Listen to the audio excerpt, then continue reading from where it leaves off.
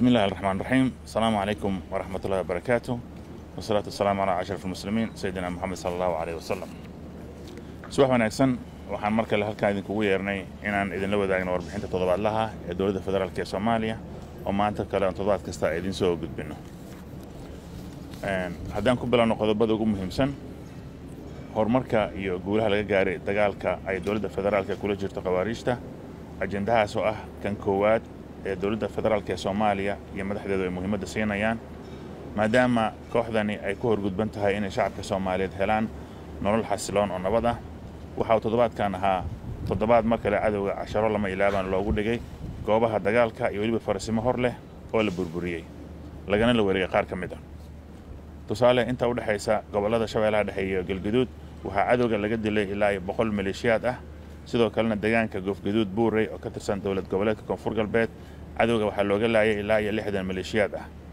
goobo kale oo cadowga lagu beegsadayna waa jiraan oo khasaare weyn loogu geystay, hub iyo saanad badanna looga furtay. mar kale hambalyo ayaan leenahay ciidanka geesiyaasha ee xoogga dalka Soomaaliyeed oo kaashanaya shacabkooda guulahaasi ballaaran oo ay gaareen awgood. si gaar ah waxaan ugu mahadcelinaynaa shacabka Soomaaliyeed oo taageero hagar la'aan la garab taagan ciidankooda dhan kasta, waana tallaabaan dhiirigelinayno inay meesha ka sii wadaan si waddanka xasilooni buuxda loogu soo celiyo. howlaha horumarkii wax soo saarka diiradda loo saaro oo markaasi laga gudbo amni darrada haatan la wajahayo ee qawaariijtu ay waddanka ka samaynayaan. guud ahaan horumarka iyo guulaha ay gaarayaan ciidanka xoogga dalka Soomaaliyeed waxay dhanka kale tusaale fiican u noqonaysaa diyaargarowgooda ku aadan ama ay ku higsanayaan inay sanadka soo socda dhammaadkiisa 2024 ay kula wareegaan amniga guud ee dalka, iyagoo markaasi la filayo inay kala wareegaan ciidamada nabad ilaalinta ee ADMIS ama Midowga Afrika ee haatan caawinaya. isla arrimaha dagaalka qawaariijta wararka la xiriira madaxweynaha Jamhuuriyadda Federaalk ee Soomaaliya mudane Xasan Sheekh Maxamuud waxa uu kulan la qaatay kaaliyaha xogeyaha maaliyadda Mareykanka arrimaha la dagaalanka argagixisada iyo joojinta maalgelinta argagixisada. sida ogtiina la dagaalanka argagixisada dhinaca maaliyadda waxay qayb ka tahay dagaalka saddexda waji oo madaxweynaha ku dhawaaqay sanadkii hore. madaxweynaha wuxuu kulankaasi kaga warbixiyay horumarka laga sameeyay dagaalka qawaariijta, gaar ahaan in la wiiqo awoodooda dhaqaale oo ku dhisneed inay shacabka Soomaaliyeed lacag baada xoog kaga qaataan. sidoo kale madaxweynaha waxa uu la kulmay guddiga qaran ee dowladda federaalk ee Soomaaliya u qaabilsan in qawaariijta dhanka dhaqaalaha lagala diriro, iyagoo madaxweynaha sawir buuxa ka siiyay horumarka dhinacaasi laga sameeyay. mar kale waxaan u mahadcelinaynaa haddana shacabka oo la'aantooda ay suuragal noqon lahayn in dhinacani ama dhinaca dagaalka dhaqaalaha lagu guuleysto ee dagaalka qawaariijta lagula jiro. waxaa sidoo kale dhinaca amniga ra'iisul wasaaraha xukuumadda federaalk ee Soomaaliya mudane Xamza Cabdi Barre uu toddobaadkii la soo dhaafay magaalada Dar es Salaam kulan kula yeeshay madaxweynaha Kenya William Ruto oo ay ka wada hadleen iskaashiga labada dal iyo dagaalka looga soo horjeedo qawaariijta oo qawaariijtu khatarta ay ku hayaan Soomaaliya mid lamidana ay ka geystaan inta badan dalalka geeska iyo bariga Afrika. sida la socotaana Kenya waxay ka mid tahay dalalka safka hore ee Soomaaliya kala qayb galaya wajiga labaad ee dagaalka qawaariijta dalka looga safeynayo. dalalka Djibouti, Kenya iyo Ethiopia saddexdooduba bishii February 1 markii ay magaalada Muqdisho madaxeedka ku qabteen madaxweynaha Soomaaliya oo gudoominaya waxay ballan qaadeen inay qayb ka noqonayaan howlgallo dowladda federaalk Soomaaliya hogaamin doonto oo cadowga looga sifeynayo guud ahaanba gobolkan.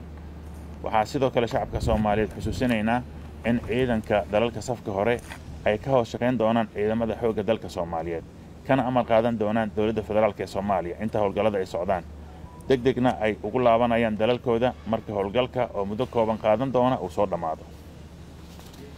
toddobaadkan waxaa kale oo ka mid ahaa Soomaaliya waxaa u soo hoyday guulo dhinaca mustaqbalka wanaagsan ee dhinaca dhaqaalaha ama horumarka dhaqaalaha la xiriira iyo dhinaca deyn cafinta. baanka adduunka oo ka duulaya horumarka Soomaaliya ay ku talaabsatay ee buuxinta shuruudaha deyn cafinta ayaa Soomaaliya u fasaxday $75 milyan oo lagu kabayo miisaaniyadda dalka. sidoo kale Ruushka oo ka mid ah wadamada deymaha badan ku leh Soomaaliya ayaa inaga cafiyay lacag ku dhow $700 milyan. xilli wafdi dowladda federaalk ee Soomaaliya oo horkacaya ra'iisul wasaare ku-xigeenka mudane Saalax Axmed Jaamac ay ka qayb galayeen shir madaxeedka dalalka Afrika iyo Ruushka oo ka dhacay magaalada St. Petersburg.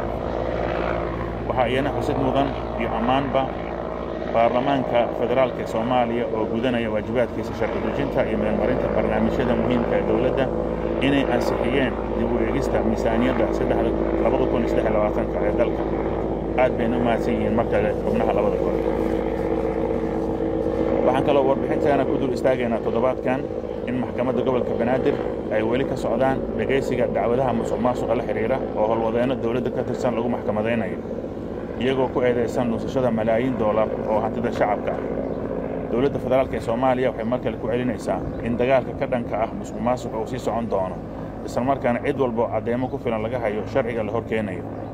dawladdu waxay kaloo cadeynaysaa in dhammaan dacwadahaasi si xor ah loo qaadi doono oo cadaaladna ku salaysan. dagaalkan waxa uu fariin u yahay cid kasta oo isku dayaysa in canshuurta yar ee shacabka loogu adeegayo aan la aqbali karin in dana shakhsiyadeed loo leexsado. wararka kale ee waaweyn ee warbixinta toddobaadkan ku xusan oo ay ka mid yihiin amniga, siyaasadda, dhaqaalaha iyo arrimaha bulshada waxaad kaga bogan doontaan warbixinta oo akhrisan doontaan iyadoo qodobeysan marka aan mar dhow soo daabacno ama idiin soo bandhigno.